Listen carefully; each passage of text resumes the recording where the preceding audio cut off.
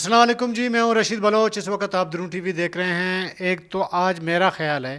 بہت سارے دوستوں کی جو فرمائش ہے اس کو پوری کرنی چاہیے۔ انہوں نے کہا کہ حالیہ دنوں میں ایران اور اسرائیل کے درمیان جو وار ہوئی ہے، چڑھ گئی ہے، اس سے خطے پہ، ہمارے خطے پہ کیا اثر پڑے گا، اس پہ بات فرمائش ہے۔ میں اپنی بساط کے مطابق اس پہ بات کروں گا، اور ساتھ میں مارنگ بلوچ کو ٹائم میگزین نے 100 بااثر لوگوں میں شامل کر لیا ہے، اس پہ بھی بات کرتے ہیں۔ تو آگے بڑھنے سے قبل آپ نے ہمیں سبسکرائب کرنا ہے، جنہوں نے نہیں کیا اپنا فیڈ بیک دینا ہے، گھنٹی کا بٹن دبانا ہے، اور ویڈیو لائک اور شیئر بھی کرنا ہے۔ سب سے پہلے مارنگ بلوچ صاحبہ پہ بات کرتے ہیں۔ دیکھیں، مارنگ بلوچ صاحبہ پتہ ہے کہ سب کو بی وائی سی کے سربراہ ہیں۔ اب تک الیکشن تو نہیں ہوئے ہیں بی وائی سی کے، لیکن سربراہ ہیں، اس کو لیڈ کر رہی ہیں۔ وہ حالیہ دنوں میں ٹائم میگزین، انہوں نے مہرنگ بلوچ صاحبہ کو 100 بااثر ترین لوگوں میں دنیا کے شامل کر لیا ہے۔ آپ کو پتہ ہونا چاہیے کہ جو ٹائم میگزین ہے یہ دنیا کا سب سے زیادہ پڑھا جانے والا انٹرنیشنل ایک میگزین ہے، انگلش میگزین ہے۔ وہ وقتاً فوقتاً اس طرح کے سروے اور کر کے پھر بااثر لوگوں کے نام شامل کرتا ہے اپنے میگزین میں۔ اس سے پہلے اگر آپ کو یاد ہو تو بی بی سی نے بانو کریمہ بلوچ صاحبہ کو 100 بااثر ترین خواتین میں شامل کیا تھا۔ جہاں تک ٹائم میگزین کا تعلق ہے، ٹائم میگزین نے ملالہ یوسفزئی، اس طرح کے بہت سارے جو خواتین ہیں یا مرد ہیں جو بااثر ہوتے ہیں اپنے سوسائٹی کے اندر، اپنے لوگوں کے اندر، اپنے قوم کے اندر یا ورلڈ لیول پہ، وہ ان کو شامل کر دیتے ہیں۔ تو اس دفعہ انہوں نے مارنگ بلوچ صاحبہ کو شامل کر دیا ہے۔ اب جی، یہ جو ایران والا معاملہ ہے نا، اسرائیل اور ایران کا، ویسے اگر دیکھا جائے جب سے ایران اور یعنی کہ موجودہ ایران کا انقلاب خمینی کا آیا ہے، اور اس کے بعد اسرائیل جو خطے میں وجود میں آئی ہے سیکنڈ ورلڈ وار کے بعد، دیکھیں سیکنڈ ورلڈ وار کے بعد بہت سارے ممالک وجود میں آئے، اس میں اسرائیل شامل ہے۔ تو ایک حساب کا اگر دیکھیں تو ایک کلیش ایران کا اسرائیل کے ساتھ رہا ہے، اور عرب سنیوں کے درمیان بھی رہا ہے، چونکہ حماس ایک سنی تنظیم ہے جس نے تقریباً کوئی 7 اکتوبر 2023 کو آخری جو اٹیک کیا تھا اسرائیل پہ، اس سے پہلے لڑائی چلتی رہی ہے، اس کے بعد کی جو صورتحال بنی ہے، تو حماس کو اس سے پہلے بھی ایران سپورٹ کرتا رہا ہے، دام درم سخن ہے۔ اس طرح کا کوئی سپورٹ حماس کو نہیں کیا ہے جس میں آپ کہہ سکیں کہ حماس کے پاس میزائل ہیں یا ان کے پاس ایسی ٹیکنالوجی ہے کہ وہ دو بدو اسرائیل کے ساتھ لڑ سکے۔ تو چھوٹا موٹا جو بھی تعاون حماس کو ملتا رہا ہے اسرائیل کی ایران کی جانب سے، وہ اپنے بساط کے مطابق ایران کے خلاف گوریلا وارفیئر چلاتا رہا ہے، اور اب تک یہ گوریلا وارفیئر چل رہا ہے۔ لاسٹ جو 7 اکتوبر والا واقعہ ہے، اس کے بعد دیکھیں اسرائیل نے پورا جو موجودہ جو فلسطین ہے نا، اس کو تہس نہس کر دیا۔ تقریباً 10 سے 12 لاکھ لوگ جو ہے وہ گھیراؤ میں اس وقت بھی جنگ کے دائرے کے اندر موجود ہیں۔ بمباریاں ہوتی ہیں، بچے خواتین شہید ہوتے ہیں، مارے جاتے ہیں، لیکن دنیا اس پہ اس طرح کا ریئیکٹ نہیں کر پا رہی ہے جس طرح کہ اگر کوئی اور ملک اگر اس طرح کرتا تو شاید جو ریئیکشن ہے وہ زیادہ ہوتا۔ لیکن اسرائیل کے بارے میں دیکھیں، دنیا ہمیشہ ایک حد سے زیادہ مخالفت میں نہیں جاتی، اس کی بھی بہت ساری وجوہات ہیں۔ کچھ لوگ کہتے ہیں کہ جی امریکہ کا جو ہے ہاتھ اسرائیل کے سر پر ہے، لیکن میں کہتا ہوں کہ امریکہ کے اندر اسرائیلی جو لابی ہے وہ اسٹرانگ ہے، اس وجہ سے ہے۔ اور ظاہر ہے کہ امریکہ جیسے ممالک میں جو لابیز ہیں وہ بڑے اسٹرانگ ہوتے ہیں، اور جس ملک یا جس علاقے کے لوگوں کی اکثریت ہو اچھی لابنگ کریں تو امریکہ کی تھوڑی بہت پالیسی ان کے حوالے سے نرم بھی ہوتی ہے، اگر آپ ہسٹری کو تھوڑا سا اسٹڈی کریں امریکہ سے متعلق۔ اب یہ سوال ہے کہ آیا یہ جو اسرائیل کے پر حملے ہوئے ہیں یہ پہلی بار نہیں ہوئے ہیں میرے خیال میں، اس سے پہلے آپ کو یاد ہوگا اسماعیل ہانیہ تہران کے اندر اسرائیلی اٹیک میں مارا جاتا ہے۔ یہ ایک بہت بڑا سوال ایران کے لیے پیدا ہوتا ہے کہ آپ کا ایک مہمان جسے آپ نے بلا لیا ہے اپنے ایک پروگرام کے اندر، وہ جس کمرے میں سویا ہوا ہے اپنے لوگوں کے ساتھ جہاں وہ رہائش پذیر ہے، وہ کسی انٹیلیجنس اطلاع کے بغیر اس طرح کا اٹیک ایگزیکٹلی ٹارگٹ کو مارنا یہ ممکن نہیں ہوتا۔ تو اس سے میرا ذاتی خیال یہ ہے کہ اسرائیل کی جو انٹیلیجنس ہے اس نے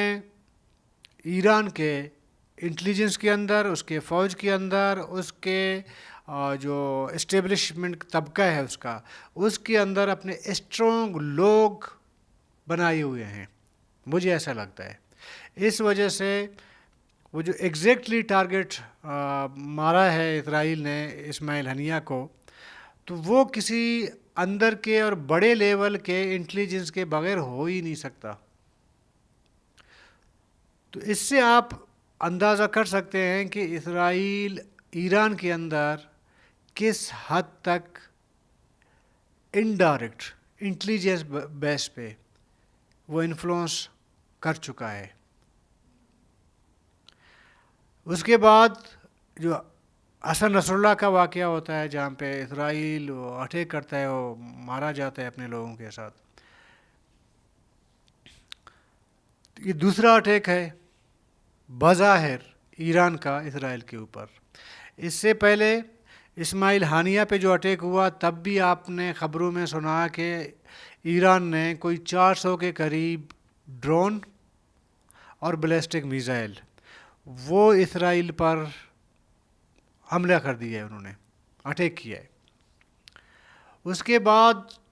اس جدید دنیا میں کوئی خبر چھپی نہیں رہتی، آپ کسی خبر کو چھپا نہیں سکتے، لیکن اسرائیل میں جو اٹیک ہوا تھا ایران کا، اس سے اب تک کوئی ایسی اطلاع مصدقہ ایسی کوئی اطلاع نہیں آئی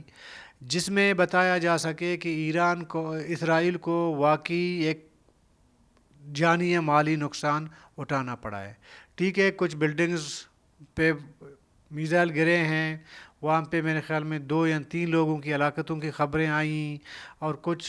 انفراسٹرکچر تباہ ہوا ہے۔ اس سے زیادہ اسرائیل کا ایران نے کوئی نقصان نہیں کیا۔ اب جب یہ حملہ ہوا ہے اس میں بھی کہا جا رہا ہے 2 اطلاعات ہیں، ایک میں یہ کہا جاتا ہے کہ 400 میزائل بیلسٹک میزائل کی اٹیک ہوئی ہے اسرائیل پہ، کچھ کہتے نہیں 200 400، ان میں سے جتنے بھی میزائل اسرائیل کے حدود کے اندر گرے ہیں اس سے اب تک کسی ایک پرندے کے مرنے کی بھی اطلاع نہیں آئی ہے۔ ٹھیک ہے، کچھ انفراسٹرکچر تباہ ہوا ہوگا، ظاہر ہے کہ ایک میزائل آ کے گرتا ہے تو اس سے انفراسٹرکچر کسی روڈ پہ گرے، کسی بلڈنگ پہ گرے، کسی ویرانہ پہ گرے، نقصان تو کرتا ہے، لیکن کسی بڑی تعداد میں یا چھوٹی تعداد میں اب تک کوئی رپورٹ سامنے نہیں آئی ہے آزادانہ طور پر۔ ممکن ہے نقصان ہو لیکن نہیں آئی ہے۔ تو اس سے دیکھیں مجھے ذاتی طور پر یہ لگتا ہے کہ دراصل یہ جو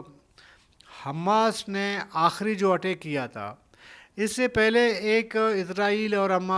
جو فلسطینی ہیں ان کے اندر ایک شاید ایگریمنٹ، وربلی ایگریمنٹ کہیں اس کو، جس طرح کا کہیں، ہوا تھا کہ اس باؤنڈری سے اس طرف اسرائیل حقیقت بن چکی ہے، اس حقیقت کو آپ نے نہیں چھیڑنا ہے، ادھر ہم آپ کو نہیں چھیڑیں گے۔ یہ کس طرح کا ایگریمنٹ موجود تھا، لیکن 7 اکتوبر کے معاملے نے اسرائیل کو دوبارہ اپنے پرانے روپ میں آنے کا ایک جواز پیدا کیا۔ تو یہی وجہ ہے کہ اس وقت اسرائیل یہ سمجھتا ہے کہ یہ جو بار بار اٹیکس ہوتے ہیں تو یہ اس کے وجود کے خلاف ہیں۔ تو یہ جیسے ہی اٹیک ہوئے ہیں اس کے بدلے میں اس شدت سے حملہ کیا جائے اور ان لوگوں پہ کیا جائے جس کا بارے میں شاید ان کا خیال ہے کہ یہ ذمہ دار ہو سکتے ہیں،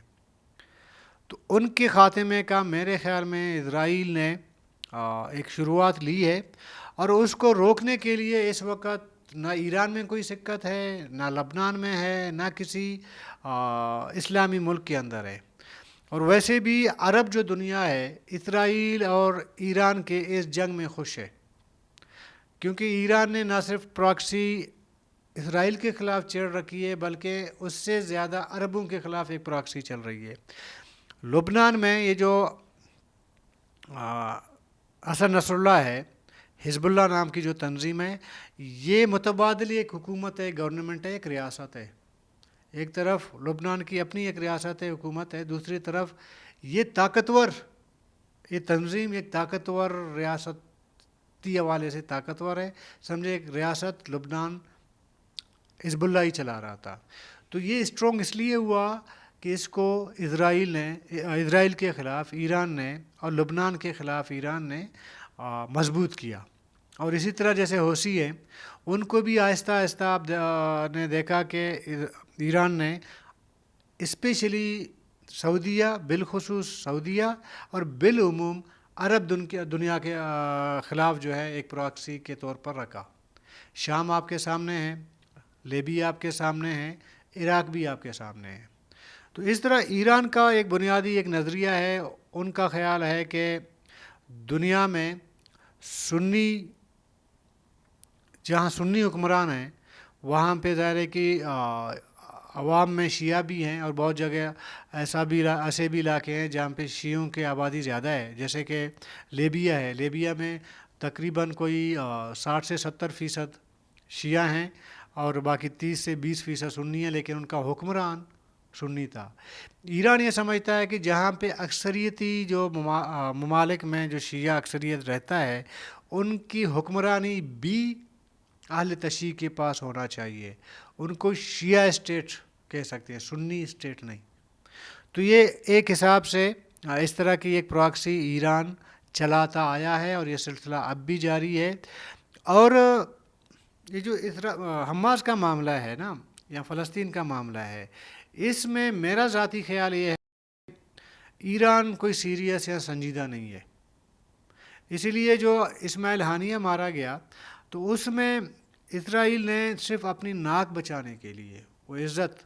کا جو فالودہ نکلا ہوا تھا اس کو تھوڑا بہت بچانے کے لیے انہوں نے وہ میزائل، یہ ایران کو بھی پتہ تھا کہ میرے میزائلوں سے یا ڈرون سے اسرائیل کا کوئی نقصان نہیں ہونے والا، اور یہ اسرائیل کو بھی پتہ تھا کہ ایران سے مجھے کوئی خطرہ نہیں ہے۔ اس بار جب حزب اللہ کے سربراہ کو مارا گیا حسن نصر اللہ کو، اس سے تھوڑا بہت شاید ایران کو ایک دھچکا لگا ہے، تو یہ ری ایکشن میں انہوں نے کیا، لیکن ایران بڑا سمارٹ ہے، یہ میں آپ کو بتا دوں۔ اس نے ایسے حملے کیے جس سے جو اسرائیل ہے نا اس کا جو نقصان اس حد لیول کا ہو جس سے اس کو غصہ نہ آئے، وہ آپے سے باہر نہ ہو، آپے کے اندر ہی رہے۔ یہ اس سے پہلے قاسم سلیمانی کو مارا گیا، IRGC کا سربراہ تھا ایران کا، تو امریکہ نے مارا اس کو میزائل اٹیک کر کے۔ اس وقت بھی ایران نے جو میزائل حملے کیے، کوئی 50-60 حملے کیے، اس کے بعد ٹرمپ نے آفیشلی کہا کہ جی ہمیں ایران نے پہلے سے اطلاع دی تھی کہ ہم آپ پر 48 گھنٹے کے اندر حملہ کر رہے ہیں آپ کے بیس کیمپ پہ عراق میں، تو اس سے پہلے ہم نے اپنے جو ساز و سامان ہیں، لوگ ہیں، ان کو وہاں سے ہٹا دیا، انہوں نے حملہ کیا، ایک بلڈنگ گرا دی، چلے وہ بھی خوش ہم بھی خوش۔ تو اس سے میرا نہیں خیال کہ ایران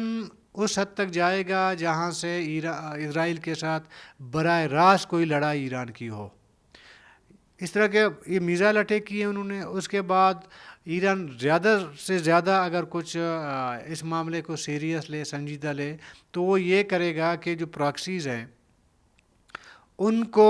زیادہ سپورٹ دے گا، ان کو میزائل دے گا، اس کو جدید اسلحہ دے گا، تاکہ وہ زیادہ سے زیادہ اسرائیل کا مقابلہ کریں، اس کو نقصان پہنچا سکیں۔ ایران بذات خود ڈائریکٹ اسرائیل کے خلاف لڑائی میں نہیں جائے گا۔ یہ ایران کو پتہ ہے اگر اسرائیل نے پلٹ وار کر دیا تو ایران کے خلاف بہت بڑا محاذ کھل سکتا ہے اور ایران کو اس کا نقصان ہو سکتا ہے، کیونکہ ایران کے اندر تضادات ہیں، اسرائیل کے اندر نہیں ہے۔ ایران میں کرد تضاد موجود ہے، بلوچ تضاد موجود ہے، اور ان کے جو یہ ملا رجیم ہے ان کے خلاف عوام کا اپنا ایک تضاد بھی موجود ہے۔ ایک لبرل کلاس کا شدت پسند ملاؤں کے خلاف ایک محاذ موجود ہے۔ 3-4 جو محاذ ہیں موجود ایران کے اندر، یہ اسرائیل کو بھی پتہ ہے کہ اگر میں تھوڑی سی وہاں سے چنگاری دکھائی جائے تو یہ آگ بھڑک سکتا ہے، اور یہ ایران کو بھی پتہ ہے۔ اس لیے میرا نہیں خیال کہ ایران اتنی بڑی نادانی یا بیوقوفی کرے گا کہ وہ اسرائیل کے خلاف ڈائریکٹ جنگ میں چلا جائے۔ اس لیے انہوں نے پہلے دن یہ کہا کہ ہم اپنی فوج نہیں بھیج رہے ہیں۔ تو اس سے ایک سافٹ میسیج یہ تھا اسرائیل کو کہ ہمارا تمہارا ڈائریکٹ لڑائی نہیں ہونا ہے، باقی ناک بچانے کے لیے وہ کرنا پڑے گا۔ اور یہ امریکہ کو پتہ ہے، یہ دنیا کو بھی پتہ ہے۔ دیکھیں اگر کوئی اور ملک ہوتا تو اس میں اس وقت دنیا چیخ رہی ہوتی، اس وقت میٹنگیں ہو رہی ہوتی، جنگ روکنے کی کوشش ہو رہی ہوتی، ایکٹیویٹی شروع ہو جاتے۔ لیکن ایران کے معاملے میں دنیا بھی اتنا سنجیدہ نہیں ہے۔ ان کو پتہ ہے کہ یہ کوئی سنجیدہ معاملہ ہے نہیں، چھوٹا موٹا ٹھیک ہے تو مار میں تمہیں ماروں اس طرح ہے، لیکن ایک سنجیدہ کوئی لڑائی نہیں ہے، چھوٹا موٹا جھگڑا ہے۔ تو یہ ختم ہوئے گا، اور میرا نہیں خیال کہ خطے میں کوئی اس سے تبدیلی آئے گی۔ ہاں اگر سنجیدہ لیا گیا، ایران نے سنجیدہ لڑائی شروع کر دی اور اسرائیل کو یہ لگا کہ اس کے پراکسی سے یا ڈائریکٹ میرے وجود کو خطرہ ہے یا مجھے نقصانات ہونے کے خطرات ہیں، تو اسرائیل ایران کے اندر انٹرفیئر کرے گا، تو اس سے جتنے تضادات کی میں نے بات کی وہ بغاوتیں سر اٹھائیں گے، اور ایران جو ہے اس کو افورڈ نہیں کر سکتا۔ کل تک کے لیے اجازت دیجیے، اللہ حافظ۔